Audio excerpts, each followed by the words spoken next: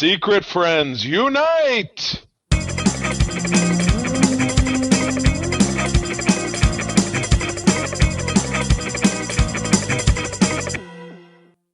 Welcome to the Secret Friends Unite podcast, episode 463.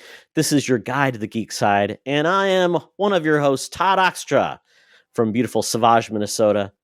Having a great afternoon, loving life, and I am joined by a good friend of Secret Friends Unite, who we podcasted many times before, and he's here to help us in the long absence because Charlie is lost at sea with trekkers. We'll see who survives and who gets ate. And that special guest is Mr. Chris from 1 Hour, One Decision. CJ, how you doing? I am doing all right, Todd. Thanks so much for having me on. I am excited to be on this show yet again, talking about everything geek. And yeah, let's do this. All right. Before we get into it, we want to thank our Patreons who make this possible. Chris is one of those Patreons. And thank you, Chris, for your support of this show. It doesn't necessarily guarantee you'll be on the show, but we do like the people that do support us. And those people are our friends with benefits, John Sedorf, Phoenix Sisters Cosplay, Brandon Myers, Corey in HD, and Matthew Keel. Joined by the BFFs, Sean Stella and Henry Nias, and Missy Merchant. Once again, Patreons get no ads in their podcasts, which is fantastic. And also, we are now on YouTube podcasts, which is a thing. Google Podcasts died, so YouTube Podcasts could exist. We've added our shows there, so check them out. Essentially, you're on YouTube, and you just get a picture of our logo and our wonderful voices, versus if you don't want to see our wonderful faces from video. So check it out and enjoy the show, and look forward to more Patreon content coming to you very shortly. But with that, we got to get into the meat of the show, Chris. Are you ready for We Got This Covered? Yeah, let's do it. All right. So February 1951 graced us with Batman number 63. This comic, we describe what it looks like, and then we want reactions from it. So, Batman, it's got Batman swinging through the towers of Gotham. Robin's at the roof looking up, and we see a weird looking villain with guns. I guess those are Lululemon pants that are striped, shirtless. And that is the origin of this issue contains the origin of the Killer Moth. There's also a Killer Moth symbol in the sky, so someone requested that he appear, and basically it says, read about the most bizarre criminal Batman and Robin have ever encountered in the origin of the Killer Moth. So, Chris, yeah, what's your take on this cover? This is quite. I mean, I'm also a bit flabbergasted that the Killer Moth has his own signal that someone's calling him. Like that's something. But yeah, like this is that classic you said this is 1951 style cover, so you it's simple, but like you see something's about to go down. Batman is ready to swing into the Killer Moth. Looks like he's on a string too, so where is he swinging from? It's hard to tell. Yeah, it does look like there may be a string involved, which would just be really weird because, it's like it's interesting.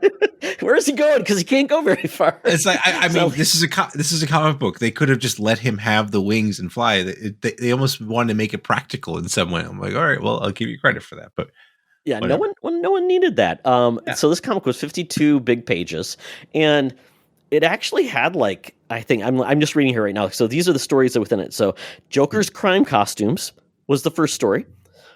We had the case of the flying saucers was another story in this comic. We got the origin of the Killer Moth. So essentially 3 stories, 52 pages each, which is kind of crazy. Back in the day, you got like 3 standalone adventures, which I guess made your money worth it. And yeah, Killer Moth is quite the interesting looking dude. But the thing that stood out to me, I'll read the synopsis for Joker's crime costumes. You like this? During a charity exhibition about Batman in Gotham City, the Joker becomes aware that a very important part of Batman's crime-fighting career is the arsenal of bat suits, which allows him to conquer every kind of situation. Thus, the Joker decides to start a new crime spree with different costumes. As usual, the first crimes are successful until the scheme is discovered, is ultimately captured by Batman. And the one thing I like is because antagonists, it says Joker, and then underneath that is Soupy. So did he have like an alternate superhero named Soupy? Soupy, not even SUPEY or something. It's SOU, like chicken noodle soup or something like that. So that's all right. Yes. Yeah. So I mean, old comics, they were simple. Yeah. And you got a lot for your money for 10 cents. What can you ask for? So I guess so. I'd be curious if someone actually has this like in pretty good condition. I'm sure. It's probably on DC Universe Infinite. And that's one thing we've done in the past is we'll have an episode where we'll take the covers we'll randomly pick covers we've done before. Yeah. And then we have to read them, and we actually have to get knowledgeable. So we kind of are only hurting ourselves when I randomly pick these really bad covers. Okay. Well, sorry. Not sorry. Yeah, it's the price I pay for the content people love, Chris. Yeah. So hopefully it put a smile on someone's face, and it allows people to discover their next favorite comic book from years past. But with that, Chris, it's now time for us to check in with our gal pal, our senior news correspondent. So without further delay, Madam Webb, take it away. Now it's time for Madam Webb's rumors and news. Take it away, boys. Thank you, Madam Webb. Chris, I don't know if you knew about this, but Madam Webb had a movie that debuted last week. Apparently, she's deciding to maybe change her name, so she does not get associated with that film. So if you have any suggestions for new names for Madam Webb, please let us know, because she's ready to go under witness protection. Oh my goodness! And your guys' review was great, by the way. That was I was like, well, thank you. Well, and very brave of you to actually go and watch it in theater. Oh yeah. We tried to find people that were willing. No one put time aside that weekend to watch Madam Webb. I wonder why. Oh man. Yeah, I'm kind of jealous. I wish I could have seen it in theaters and just heard the groans and moans or the lack of any emotion from the theater. The silence in the theater when you realized there was just you. Oh man. Oh yes. So well, you know what? Maybe second time's a charm, and she'll get a second chance. But you never know. So let's get in. The news this week. We have got a long-awaited, or maybe long, nervous reaction to the Borderlands trailer. The Borderlands movie is based upon the Borderlands video game series that debuted, I want to say early. Was it on the 360 PS3 era? I mean, I guess we're talking like early 2010s or late 2000s. Yeah, I gotta check that out. Yeah, I'm not 100% sure, but there have been like literally 4 games. There's been a Telltale spinoff, merch everywhere now for all these main characters. It's a series essentially set in a dystopian planet where people are looking for treasure in these vaults. So you get these vault hunters. It feels like a little bit of Mad Max with a little bit of Twisted Metal thrown in. I mean, that's kind of the best description, I guess. Comedic, tongue-in-cheek. They've got characters like Mr. McShooty Face or something like that, where you have to shoot him in the face. You've got mutants. You've got Tiny Tina, a crazy preteen teen who likes to explode things and run DM. You've got just various different characters that are all, I've got cool villains like Handsome Jack, who's a little bit self-deprecating. So there we go. Well, this film has been essentially licensed to be made by Eli Roth, which you may know from did Hostel, has done a lot of films, just did that Thanksgiving film. So typically horror, but he loves to play with camp and joking as well. And in the midst of this, 2009. So wow, okay, so 15 years it's been around. And I don't know if people largely outside of gaming know these characters, but they will now. Yeah, They sure will. Yeah, this didn't debut at the Super Bowl either, which maybe they just knew that wasn't worth the money spending on that. The interesting part is the cast. Yeah. So Kate Blanchett, Oscar winner, is playing Lilith. We also have Kevin Hart as Roland, and Roland's a big dude. Kevin Hart is not. Jack Black playing Claptrap, who's a comedic biped robot, I guess, with one eye. Kind of looks like a minion if it was a minion was a robot. Yeah. Jamie Lee Curtis playing Halloween, and quite honestly, I don't remember who Halloween is, to be honest. Really? Maybe it's a new character. Name of her character? Oh, no. Sorry, I'm wrong. That was her credit in Halloween. That'd be a little though. We have a character in Halloween. Who do you get? No, it's Tanis. Sorry, it's Tanis. I was like, oh yeah, she looked kind of like Tanis, but yeah. Tanis, very good. Ariana Greenblatt. Trying to remember who she is. She was in Barbie. She was the daughter in Barbie. Oh, okay. She's playing Tiny Tina. Yeah. Florian Monteau, who is in Creed 2, is playing Krieg. Is that the big? Is that the nemesis? The mutant? Yeah. He's the one. Okay. Yeah. Okay. Okay. Got it. Okay. Got it. And then we have Edgar Ramirez as Atlas. Atlas is another character, correct? One of the main selectable characters you play. Nice, I believe. I mean, maybe. It's been a while since I played the Borderlands series. Me too. I usually have fallen off the Borderlands recently. I love 2. I played the other ones, so yeah, I can't really speak to all the story beats and details. But I would say that's not going to be a large ask for this movie series because, quite honestly, it's not a deep story. It's very much tongue in cheek, over the top violence, fart humor. So with that, Chris, understanding everything I've walked through, what'd you think of the trailer? I think it looks like it'd be a fun time. Definitely like it's coming out at the end of the summer. It definitely feels like a summer movie. I don't know.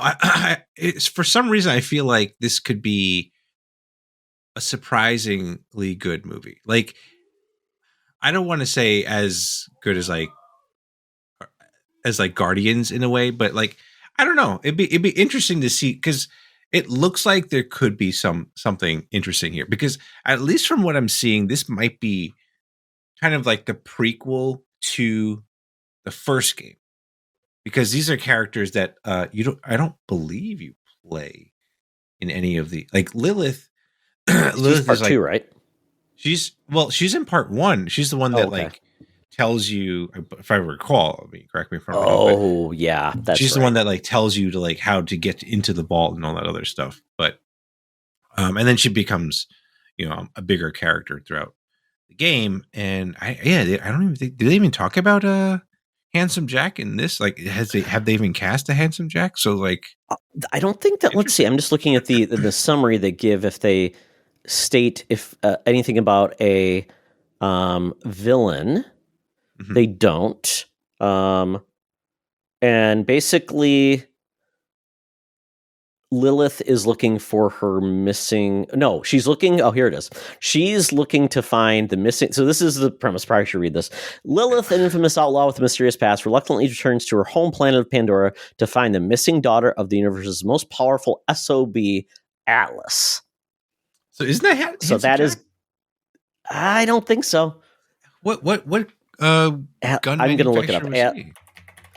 Atlas Borderlands. Let's see if that gives us an idea of. Atlas guns tend to have a high damage, high frame rate. There's Tales from Borderlands 2. Is he a character? Was he in that? Yeah, I don't know much about Atlas. Yeah. Interesting. Well, we'll find out more, I guess. Folks, along for the ride. Once again, the story of Borderlands is never that memorable to me, but it is a fun ride while you're into it. Now, the interesting part is the type of movie this is. I don't know if they have a rating yet. Hyperion, by the way, is Handsome Jack's weapon manufacturer. Okay, got it. And I don't know if I see a rating. It seems like this would be R-rated, but maybe not because they want more like teens in to see this, especially when they talk about, oh, that is piss. That's what's one of the quotes of the movie. Maybe, I don't know. The interesting part about this is, though, Deadpool and Wolverine is 2 weeks before this. I think it's 2 weeks before this. So is that too close to have two movies that are kind of dealing with like adult humor, over the top goofiness? Is it too close? Should they have like said Borderlands just drop in like April or May when there's a movie not like this out? Man, that's a good question. I mean, my assumption is that most everyone would have gone and seen Deadpool Wolverine at that point. I mean, I get it. A month, but like this is like one of the only things that Marvel is dropping this year. And yes, so I feel like there's going to be and of course it's Deadpool. So it's like there's that whole thing. There's a lot of implications into this movie as well. I know we're talking about something not entirely Borderlands, but like maybe this kind of rides the wave of that Deadpool kind of like, hey, you're already in the theaters. Why don't you come see us as well? Kind of. Come back in 3 weeks for more of the same. Yeah. yeah. So yeah, I mean, it might be that. And Eli Roth's not like a terrible director or anything like that. I think he could do a good. I think he might have fun with this too. So that's like, I feel like this could be a fun time to watch. So yeah, I'm excited. Yeah. I'm excited to check it out. I think that's one of the only reasons I feel like this could be decent is because of Eli Roth. And it is funny. Craig Mazin, who wrote The Last of Us and Chernobyl fame, he was originally created as one of the writers, and he fought to have his name removed from the project. Oh my gosh, really? That you normally don't hear about that. So that could be okay. Head scratcher. Yeah. Okay. Oh, well, we'll see. Typically August, there's not much out in the theaters, so I will probably see this anyways for a good laugh. Yeah. But people did like Twisted Metal, that series on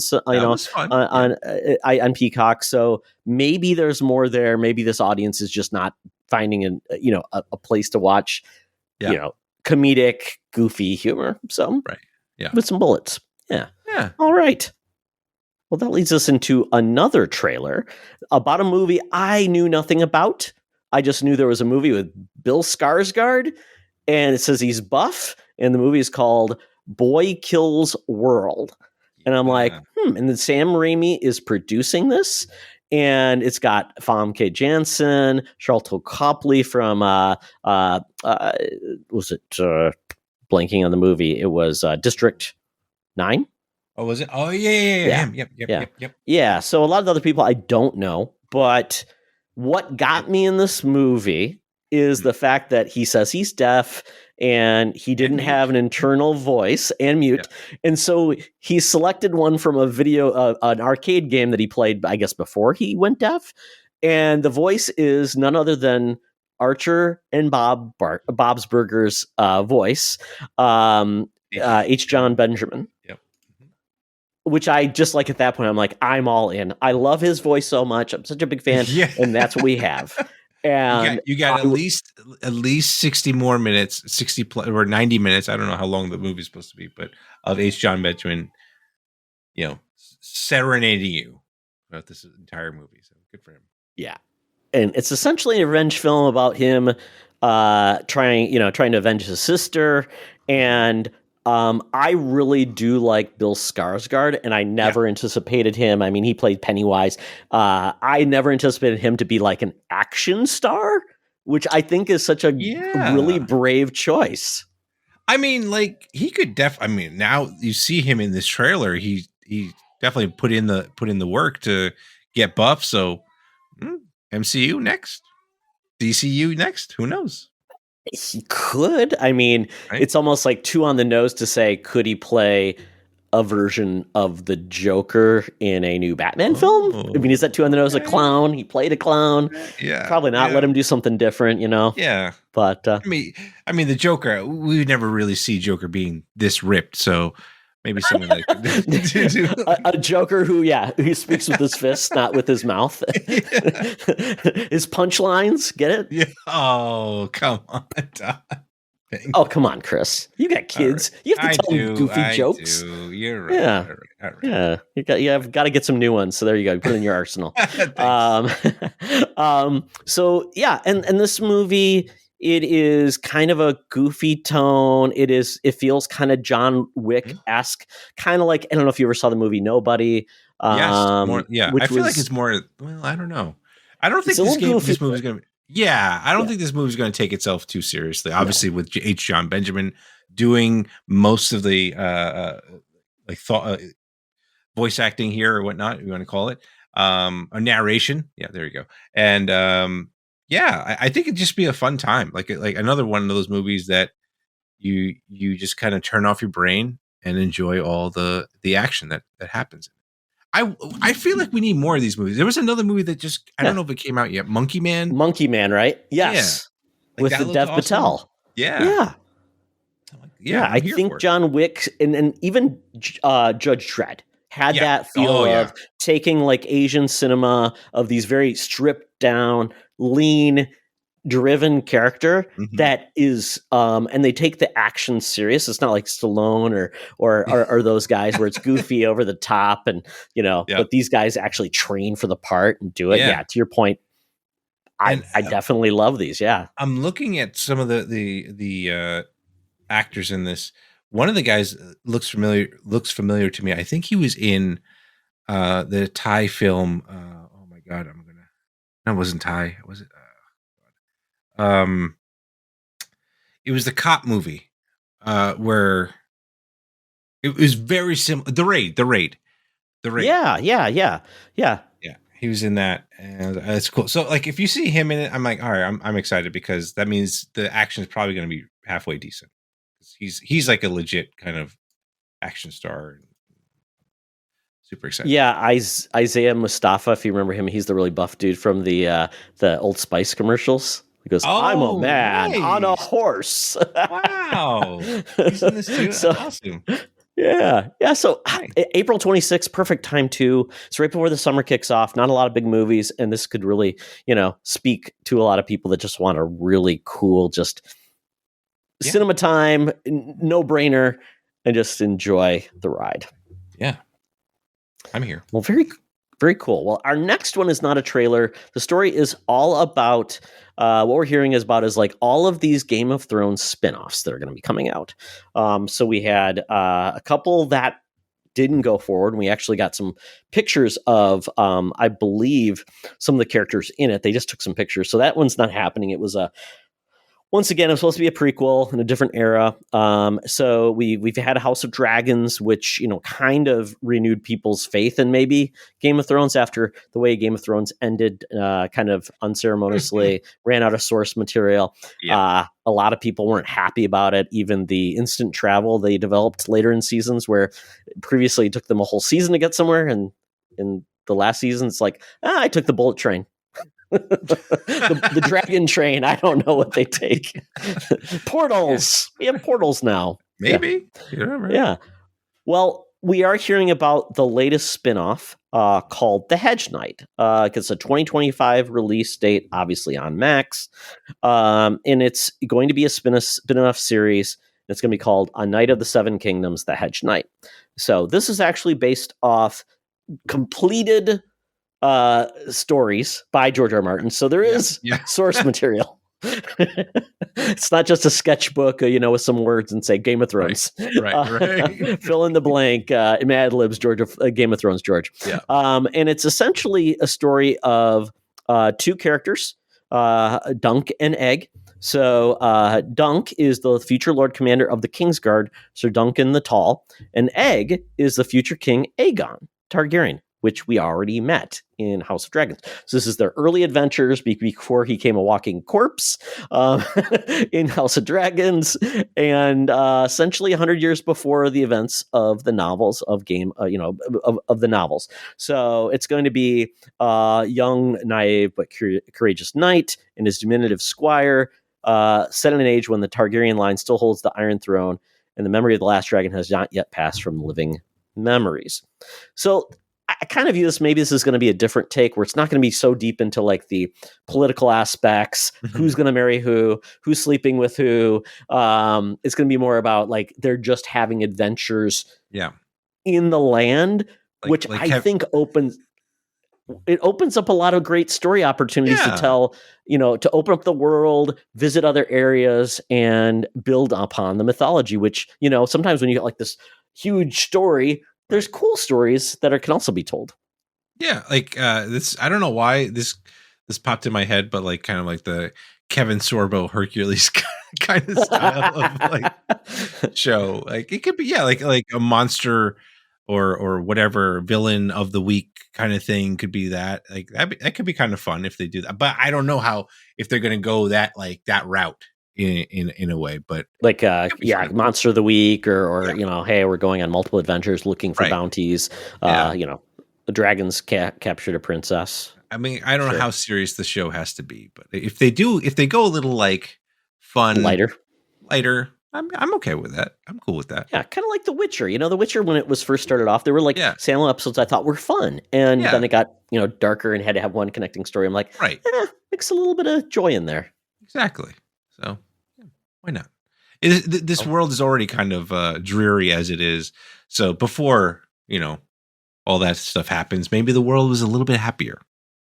Maybe maybe it's a good time just to drink, have fun, and kill some monsters or some bad guys, and hopefully we'll see how this one goes. 2025, and once again, HBO is always looking, or Max is always looking for milking franchises where maybe there was no choice before.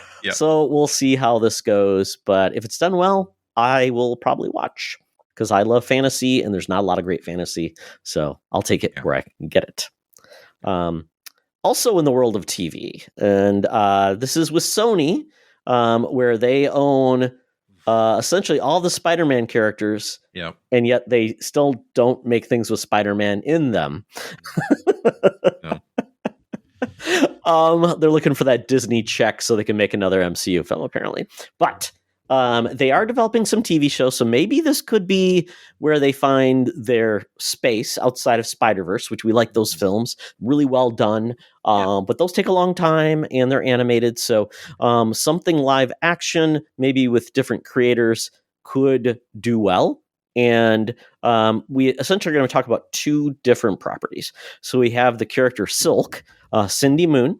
She is essentially a newer character in the Spider-Man mythology. She was has spider powers, but she was essentially imprisoned and was captured for years and treated horribly. So she escapes, and this is her story, essentially. My wife is a big fan of her comic, and it was going to be run, and it's going to come to Amazon, and apparently everybody from the writers' room has been fired except for the showrunner, Angela Kang. And let me ask you this question: if this, and this is even better, Chris. See if this sounds good to you. Basically, the outlet claims the series will now be retooled with more of a male skewing audience in mind. I mean, your main character is female, and she's younger, so she's probably like 19, 20. How does that work for male skewing? Oh no, I don't know. I don't want to know. I don't want to know, Todd. That sounds like a bad idea. That sounds like a bad idea. But like, as long as they make her like a badass, spider person, like I could say like the whole point of Reacher, right, is that he's just like a badass. He doesn't care, but he's also like a truck. So that's a different story. But it's Murder, She Wrote with muscles. Yeah, there you go. So now it's just Murder, She Wrote with spider powers. Maybe that's what it is. There you go. Maybe that's all we need. Just Murder, She Wrote, blank, blank. Yeah. There you go. So maybe I'm here for that. Remind me, that's going to be the title of this episode. Murder, She Wrote with muscles. There you go. But but the fact that they fired the entire writing room and then said, let's just start over. That's either that shows that hopefully the showrunner has a bit more confidence in what they want to do.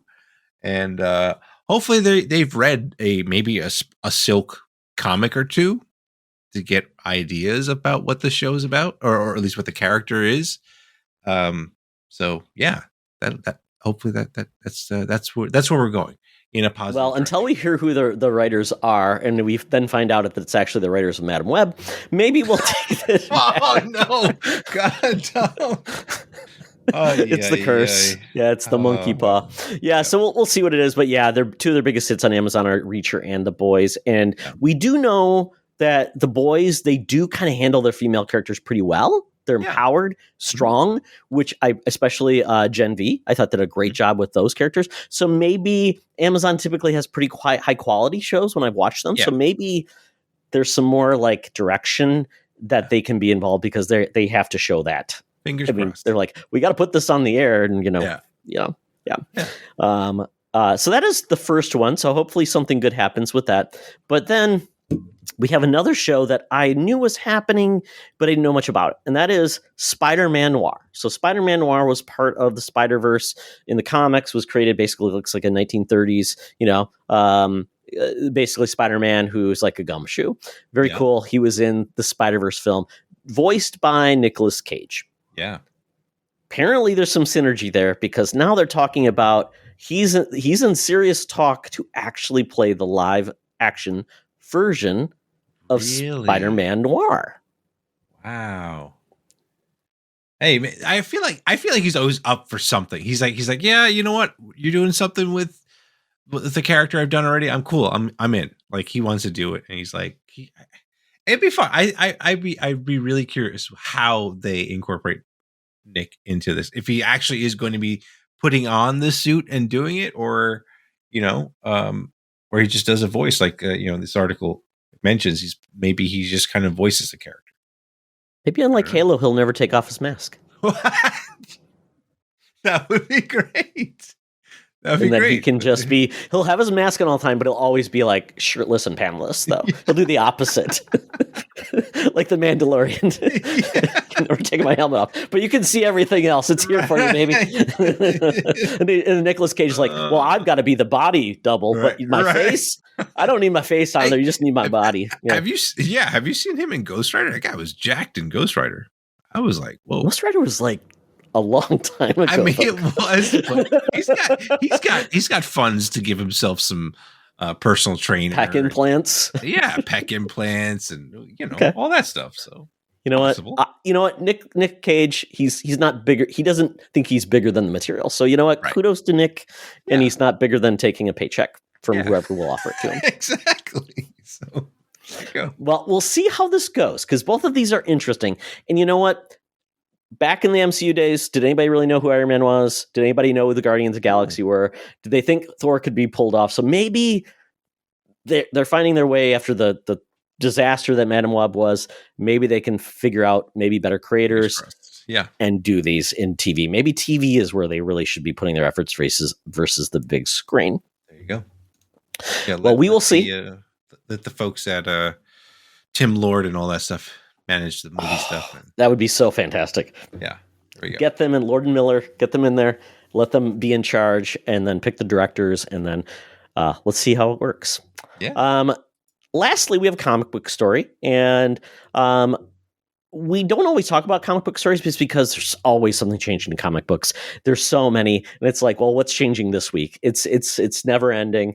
But this one was interesting because we've had a lot of heritage characters that have like, you don't hear about them anymore. They essentially are kind of languishing. The IPs, no one's doing anything with it, and can come back in comic books. We've seen G.I. Joe, the most recent runs on G.I. Joe.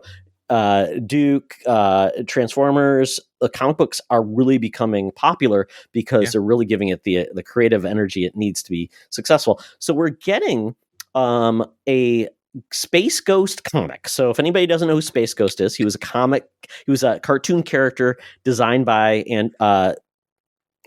I'm blanking on his name. Hanna-Barbera kind of thing, or? Well, he was, but he was designed by a comic book creator, Toth. Alex Toth was his name. He designed a lot of iconic looking characters like Thundar the Barbarian and Yeah. Oh. So when he did that, but then the comic was essentially the cartoon was then done by Hanna-Barbera. So it was goofy, silly, and not the best in the world. But Space Ghost was always an iconic looking character. He looked cooler than anything else to do with them. So he, you know, I think the last time we saw Space Ghost was in Space Ghost Coast to Coast, which people are like, that was almost 20 years ago now, Todd. So yeah, great show, very funny, but basically just a comedic riff on Space Ghost if he became a night show host, and it was great. But we are getting a comic book version of Space Ghost now, where they're basically taking almost a ground up approach where, hey, nobody knows about him, nobody really cares about him now, so we're actually going to take him seriously and give him a cool origin, give him great artwork, and tell a cool story. So we are getting that in May. David Propose and Jonathan Lau, and then covers being designed by Francesco Mattina, Jay Lee, who I love, and Bjorn Berens and Michael Cho. And WB owns the character, and they also own DC. But this is not by DC. This is by Dynamite, who does a lot of IPs and properties other people own. They're also doing Flintstones, Powerpuff Girls, Johnny Quest, Wizard of Oz, and We Bare Bears as well.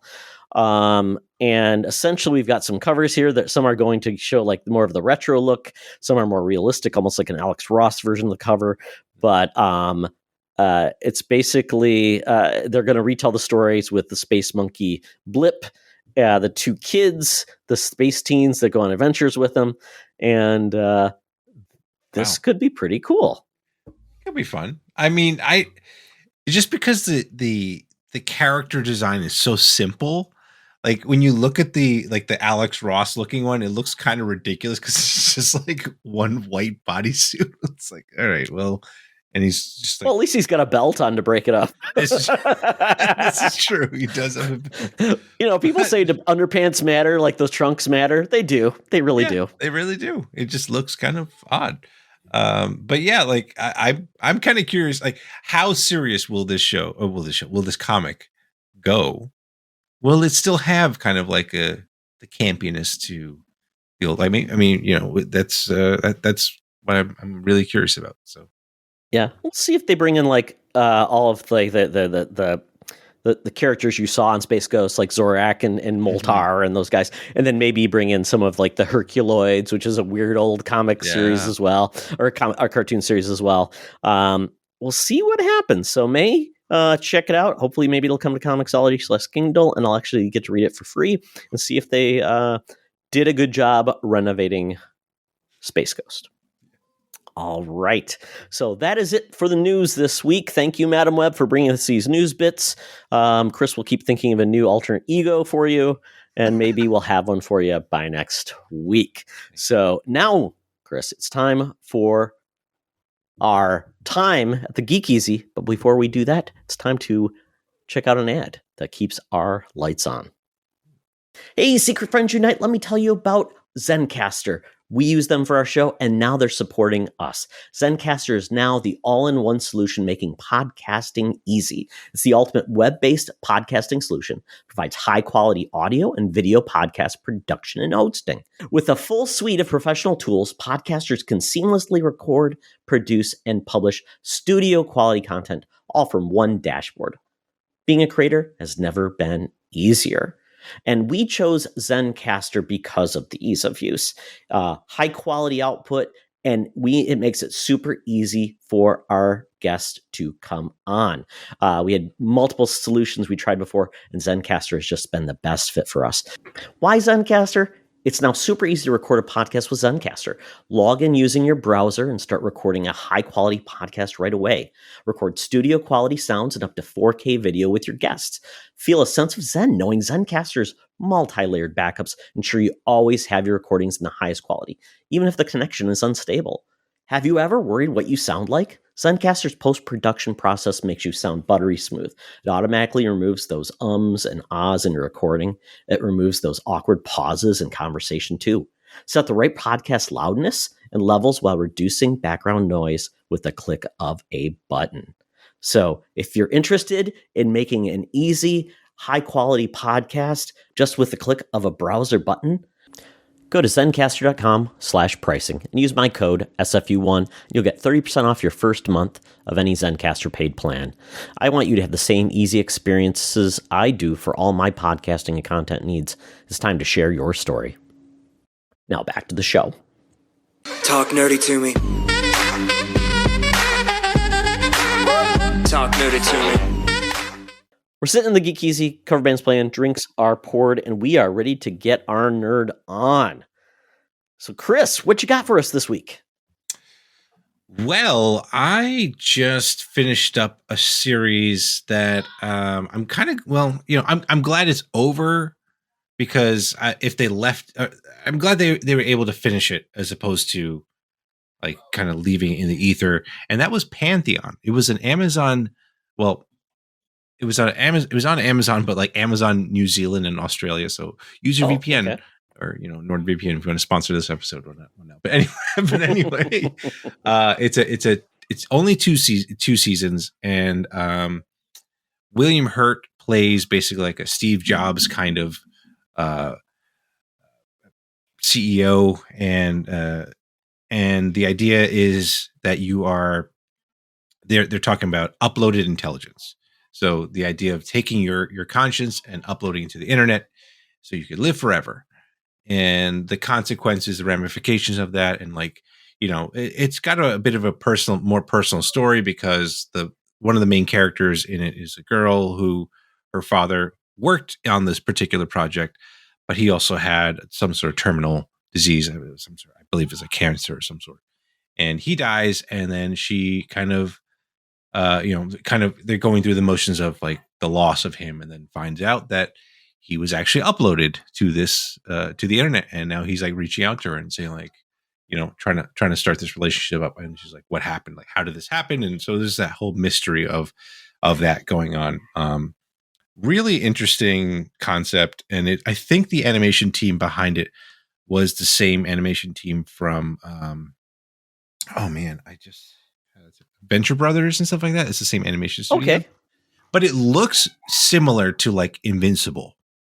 In the art style. So I don't know why I thought so. I initially thought it was by that same studio, but it is not. Titmouse, I believe, is the animation studio. Oh, so okay. Good. It was fairly quick, not many episodes there, but I would recommend if you're able to grab a VPN or whatever of it and check it out. But it's cool. It's cool. It's a cool show, and it makes you really think about like that whole idea, because there's conversations about, are you still a human if you're if your body is that you don't have a body anymore, you don't die anymore, so it's like what happens? So all that kind of questions like that are posed throughout the show. How did you find this? Because I've never heard of it. I don't know. I was I think I was like going through like one of those YouTube videos of like a Invincible breakdown, and then like I just think I read a comment below, and someone's like, oh, it makes me want to like check out Pantheon again. I was like, what the heck is Pantheon? And so I just kind of looked it up, because again, like the art style is very similar. So I was like, oh, it's by the same studio or whatever. And yeah, I just watched the trailer and I was like, okay, I'm in. And then I've been also just going through Halo season 2. It does seem a little bit better, but he does still stay out of the suit quite a lot. So we're on a Discord together that everyone seems to be super excited about this most recent episode. And yeah, it was definitely an interesting episode. I'm on 3. I just finished 3. Yeah. So I have not watched the most recent episode, but I have a feeling what it's going to cover. Yeah. It's so funny because I remember the group, everybody was saying that first 20 minutes of episode 1 of the season. Yeah. I was like, oh, if it's more of that, I am all in. And I'm like, I feel like, nope, that was about it. That's all you got of that style of that. And then it went back to, is Chief going insane? Do you trust him? There's this new antagonist, which you can't trust. And then we're back to Quan and Soren and that stuff, the side stuff. And, there's been very little actual action that you think of Halo. Yeah. So is 4, since you watched it, and I'm just gonna, is it redeemed with more action? I know he's not really being Chief. He's being John more than Chief. Yeah, there's definitely more action in it. But again, and then like they say something in this episode, I'm like, oh my God, why did they do that? I was so annoyed about it. But again, like I know it's supposed to be like a different version of the story. So Silver okay, Timeline, fine. I think is what they called it. Oh, is that okay? Right, Silver Team. But I was like, what the heck is going on? Like, so, and I believe I understood in the video game Halo Reach, there's some stuff that happens there. And I'm like, well, was he part of that as well? It's all this stuff that happens. You're like, okay, I guess it works, but it's good. Like, I mean, it is definitely more action oriented than the other 3. I'll say it like that. Yeah. But got it. Yeah. It's fine so far. I wonder if it's a budgetary thing. It has to be. It has to be.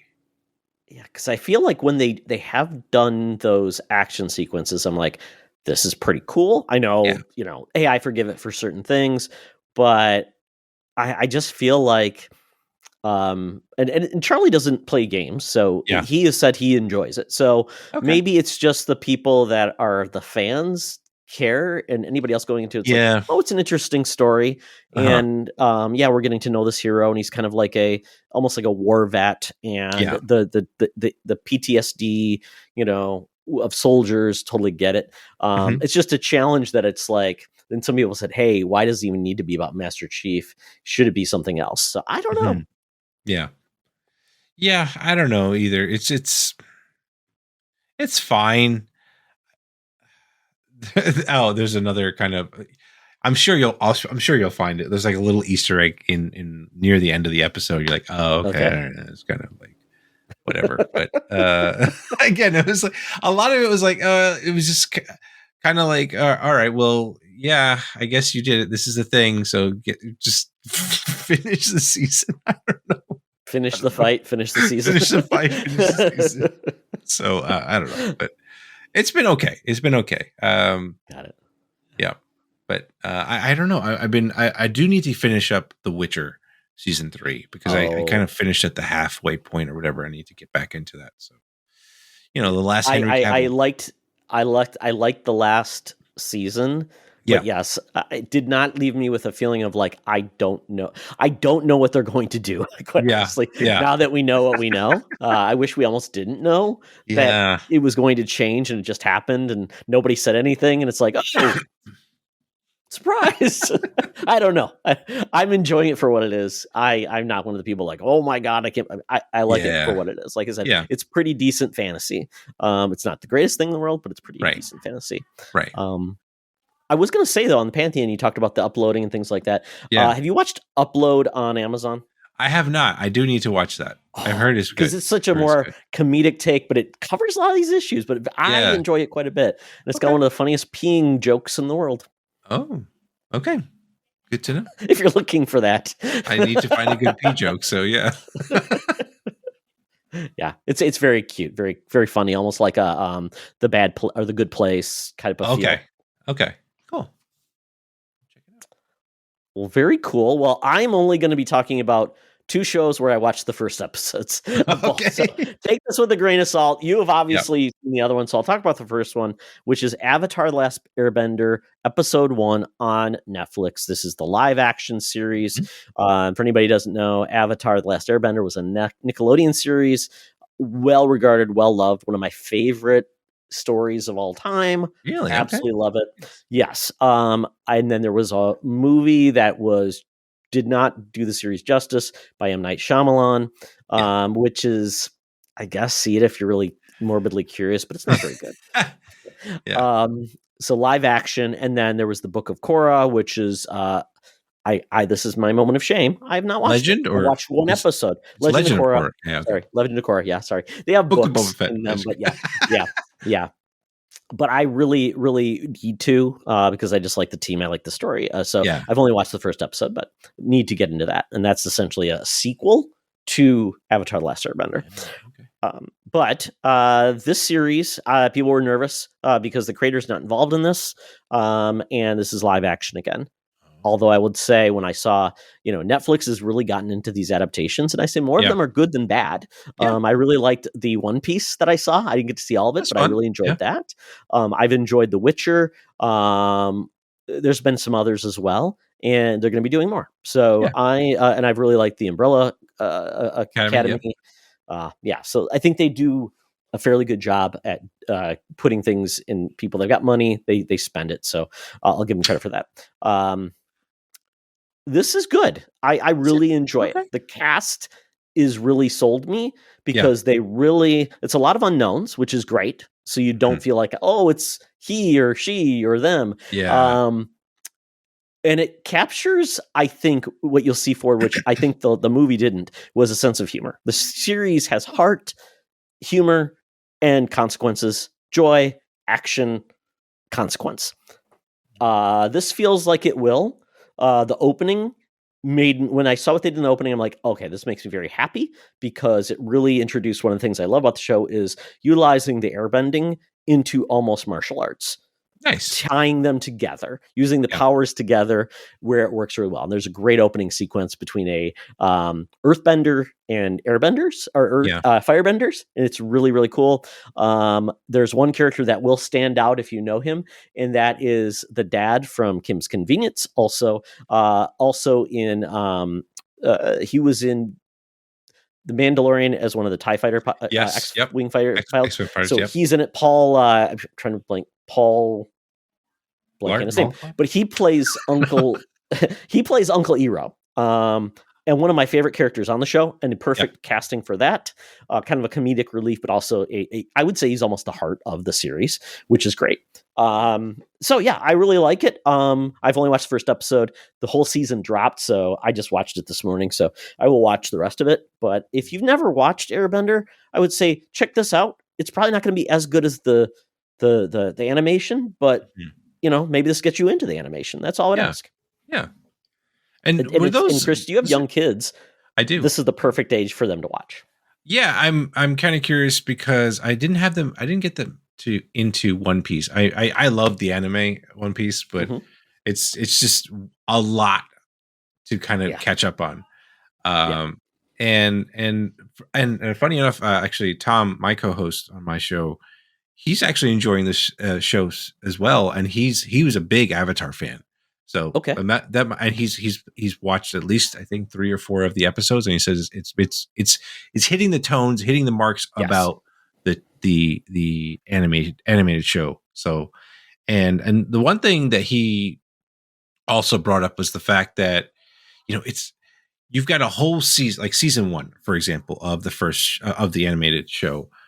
It's a lot of episodes, a lot of content to go through, and for them to break that into a 2.5 hour movie or whatever, however long the movie was, that's rough. Like that's essentially the whole thing. A whole 4 seasons into 1 3-hour movie. Come on. I don't know why they thought that was a good idea, but that's what they used to do, right? I mean, there wasn't a lot of great adaptations of things. But that movie came out in 2010-ish or whatever? Because the series was the animation was from 2005 to 2008. Yep. The movie, I don't know if that has the movie. The original series was only 3 seasons. Yeah. And 61 episodes, so like 20 per. That's still a lot of content. It is, especially when every episode had something good in it. Right? Yeah. And people will probably be mad that like, oh, my favorite story beat isn't in this. Right. And it's not meant to. No. And like it's that was a very like but you had like the Harry Potters, you had the Lord of the Rings and stuff like that. So you could have broken it up. And I don't know why they thought it was a good idea to try to compress everything into one movie. Like 2010 was when it came out. Yeah, so you're losing money by doing it too, right? Like, I mean, yes, you had to put out the money for the potential sequels, but like, come on, be a little smarter, guys. Exactly, and they struggle with their casting too. They essentially whitewashed a lot of characters. This, I feel like the casting is spot on, and I'm optimistic to see where this goes. And Appa looks great. I mean, Nice. a flying bison, Yeah. sky bison, he looks great. And I'm waiting for a few of the other characters to show up, and when Toss shows up, the Earthbender, it's on like Donkey Kong. Nice. Yeah. All right. Very good. True Detective. I have not watched any seasons. Chris and I were talking about this earlier. Like, there's questions about the quality of the seasons of 2 and 3. 1 is regarded as fantastic. Woody Harrelson and Matthew McConaughey in that, and then we've had various stars in the next 2, and then I don't even know if this was that we knew this series was going to happen until recently. Yeah. But season 3 or 4 is out by a different showrunner, and so I can't tell you about the other seasons and how this one compares. All I can say is I've watched the first episode of season 4, and it's Jodie Foster, set in Alaska. There is a crime. Oh well, kind of a missing persons crime is the best way to put it. Yep. And it's a mix of a little bit of supernatural, a little American native. Trying to think of the right term. It's not the one term. It's not Native American. It's the native people of Alaska. Natives? Yeah, I don't know. Native Alaskans. Maybe is the best way to put it. Yeah. It's got some mysticism or beliefs of the people there too, blended in. So I'm intrigued because this show is moody. It's got great introduction. That Billie Eilish song that enters. I love that song. It sets a tone for it, and the conversations the characters have just feel very natural and a little bit off. The people in Alaska are a little bit goofy, and we're getting into the time of dark for a period of time. So the one character says people are already starting to get weird, and it's only day 3 of the dark season. Yeah.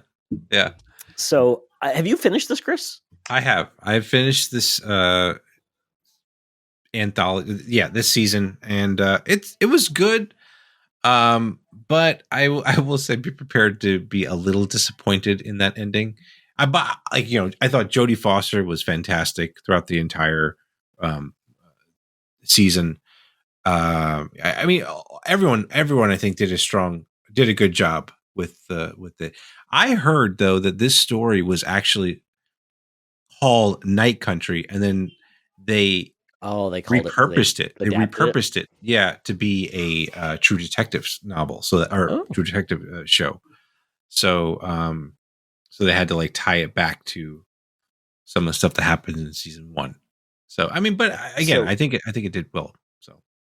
So based on, have you watched the other True Detective seasons? Yeah, I watched season 1, season 2. I didn't watch season 3 yet. So, but season 1 was good, and like this is as of right now, it is like you watch season 1, season 4 is good. I need to season 3 to be determined, and don't watch season 2. So that was that's basically what happened. Is there anything that you would feel like links these seasons together, or is it just there is detective? Okay, there is some stuff that, but again, like I don't know if they like kind of like threw it in there near the end or whatever, or not near the end, but I mean like they threw it in there to give you that kind of callback to season 1. But it's fine. But yeah, like I mentioned before, I think it was a good, like, it's been a while since I've watched like a good kind of whodunit show. So I was happy to check this out. Yeah, I'm enjoying episode 1. I'm into it because there's some elements I really dig, like the atmosphere. So I've definitely watched it. It's only 6 episodes long too, which I think is perfect. There's probably not a lot of fat on the bone, which is great. They tell the stories they want to. They don't drag on too long, and or maybe I'll disagree and say, oh, it should only been 3. I'll find out and report back. I'm curious. Yeah, I'm curious to know what you think about the whole show. Okay. So. Well, very, very cool. Well, thank you for everyone who talked about the show that got me to finally get around to watching it. I always say I'll watch it later and end up, surfing the web or something stupid. So I had some quality TV watching time today when I was waiting for my wife, as she did. She met with a group this morning. So Nice. very, very good. Well, that is it for the Geekies. If you have any recommendations for us to, things to check out, watch, read, whatever, let us know. But with that, it's time to leave. We'll leave a tip, even though the service wasn't great, but that's okay. Totally understand what people are going through in this economy. So we're going to leave a tip, and then we're going to move on, take a trip on a big jet. We're going to go to the place where the mutants won. Let me try that again. I will edit that out. Okay. Now it's time to get on a jet, and we're going to move on to the Savage Land and check in with the Thunderdome. Welcome to another edition of Thunderdome! Thank you, Tina. The mutants been gathered for a topic or game to be entertained. And this week, Chris and I are doing the IMDb plot keywords game. Folks, this is pretty simple.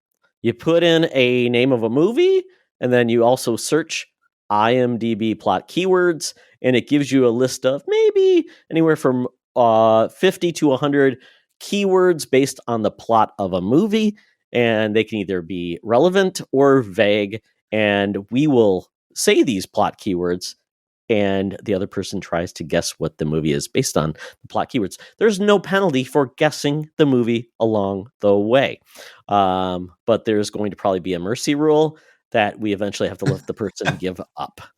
So this doesn't go on for days, or we actually then say what the actual movie is based on a really, really general keyword. So with that, Chris, would you like to guess or read the plot keywords? I'll guess. Okay, you're gonna guess. Okay, so I'll kick this off, and then the topic this week is superhero movies based on a comic book. So we had to narrow it down just because it would be too vague to start riffing these off, because you could go anywhere from like a Stallone film to a Oscar winner, but they could be both. So here we go, folks. So I'm going to start saying off these plot keywords now, and Chris will guess the movie. Okay. Maybe. Here we go. Villain. Tough guy. Hero. Good man. Good woman. Character name is title. Murder of a police officer. Billboard. Surrealism. Restaurant. Love interest. Atomic bomb. Revolver. Psychotronic film. Guilty pleasure. City. Bomb. Invisibility. New York City. You're going to love this one. Hairy chest. What? Silver dress. Father-daughter relationship. Taxi. 1930s. Mafia. Monk. Exploding car. Crime fighter. Anti-hero. Like The Spirit? Murder. Mind control. Supernatural Extraordinary power. Gentleman? Tibet. Dr. Secret Strange? identity. Let's see if I get a little reference to Genghis Khan. My God. Genghis Khan. Let me keep looking here. Movies like Genghis Khan. These are. Talking about like Kingsman? No. Let's see. Let's see what else. Bad guy turns good. Based on a pulp magazine.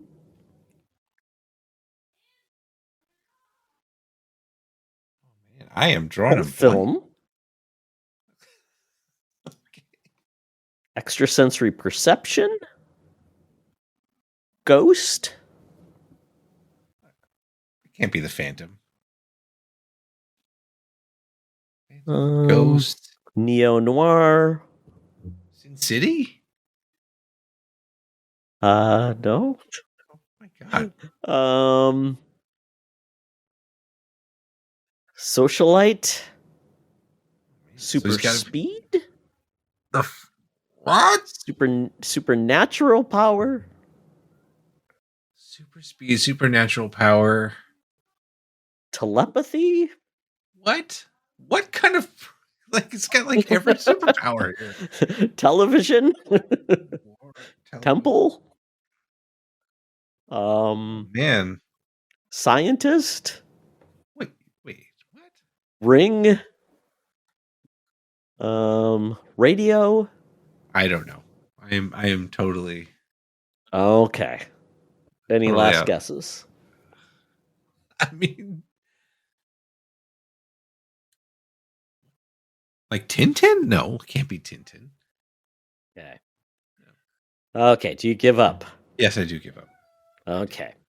The movie in question was 1994's The Shadow with Alec Baldwin. Oh my! I said the spirit. Oh, is that what you meant?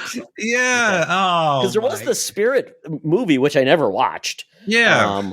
Yeah. So The Shadow. Yeah, I remember seeing this film. I don't remember much about it, but he changed his appearance, and he had like the ability to like cloud men's minds. And, Yeah. But other than that, I mean, apparently Genghis Khan was in this, so I don't remember much about it, to be honest. And then what was the Dark Man was the other one, right? That was that was modern. Sam Raimi did that, right? but there was a comic book movie that came out of it, or comic book that came out of it, but it actually was original creation. So, but yeah. So there you go. I picked almost every one except for, let's see, it was right on the nose, reference to The Shadow, and the movie is called The Shadow. The Shadow. So essentially, I just didn't have a lot of great movie things. Yeah, there wasn't title spoken by character. I don't know. So there you go. Sorry, folks. If anybody got that, let us know though. But we can't prove it. But yeah. So check out The Shadow. I'm sure it's streaming somewhere. All right, Chris, I put you through pain, so now you get to return the favor. Yeah. All right. Here we go. You might get this like very quickly, but let's see. Here we go. Man. Dystopia. Oh man, that's really helpful. Family affairs. Passionate kissing. Half sister in love with half brother. Oh, I think I might know this one. Is this The Crow? Yeah. Right. That's the one. We saw that a couple of years ago. And I remember that was an odd choice. I was like, oh man, what am I gonna do here? But and funny enough, actually, what's his name?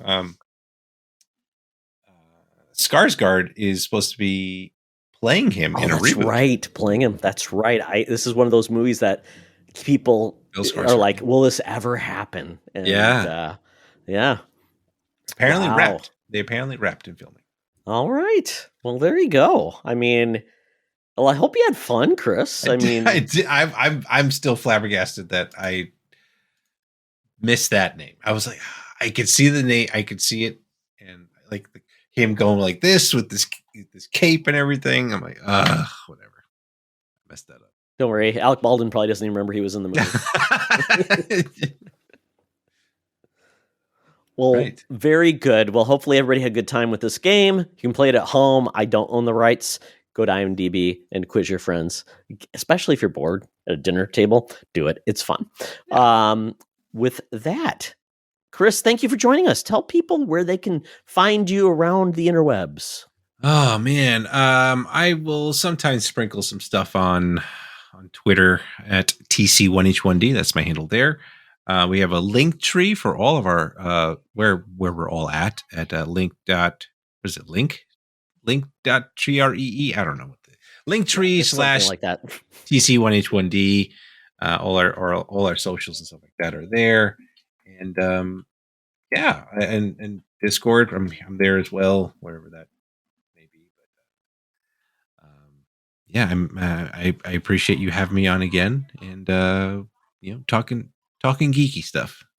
So Absolutely. It's always a pleasure talking with you, Chris. We have a good time. Chris is very active on many Discords across the way. Has a great journal you can buy through his website that you can document your gaming, which is a throwback to the way it used to be, which is documenting, drawing maps, or whatever you choose to do. So please support the team. It's a great Xbox podcast where he and his co-host basically check out one game for 1 hour and make a decision based on Game Pass, I guess, recommendation, right? You do a random game generator. Randomly, or we'll get people to suggest a game for us and we'll check them out if we haven't played it. The podcast is only typically 20 minutes or so you don't actually have to listen to it for an hour. Yes. Yeah. Unless it is an hour, then please do. Right. Yeah. Well, not always, but yeah. Well, very, very good. Well, thank you, Chris, again. This is a pleasure. Always love having you on, and hopefully you'll have you back on in the future. And with that, folks, you can reach me, Todd Oxtra, everywhere around the web, specifically on Threads at Toxtra. Secret Friends Unite is also there at Secret Friends Unite, which is nice. Thanks, Threads, for letting us use the whole name. And on Twitter at Secret Friends U and at Toxtra. Check out our Discord. Check out our website. Check out our YouTube channel, and check out our Patreon. But with that, we'll say thank you, Chris, for joining us. And remember, folks, be the hero, not the villain. Catchphrase. This podcast is part of the Secret Friends Unite podcasting network. Visit secretfriendsunite.com for more great shows, articles, news, reviews, and more. Secret Friends Unite podcasts are available on Apple, Google, Spotify, and other podcast services around the world. If you'd like to be part of the conversation, you can join us on Facebook or our new Discord server, or follow at Secret Friends U on Twitter. Please subscribe to Secret Friends Unite on YouTube and visit our merch store at tpublic.com. Just search Secret Friends Unite. Thanks for listening.